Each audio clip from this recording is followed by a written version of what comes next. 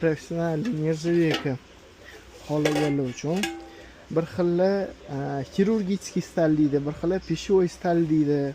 Endi uni hamma har xil tushunadi-da. 304 Pro bali nержавейка zanglamaydi, o'zidan har xil moddalar chiqarmaydi, ovqat bilan reaksiyaga kirishmaydi. 304 ko'rsatdik. 304 deb yozilgan. Ko'rasizmi? Xo'p, buni har xil razmerda, har xil ko'rinishda topsangiz bo'ladi. Tegi ham bunaqa dumalog'i bor. Qarang, e'tibor bering, tegi dumaloq. Tegi tekkisi bor. Buni siz kastrolka deb o'ylashingiz mumkin, lekin bu asli professionalniy qozonga kiradi.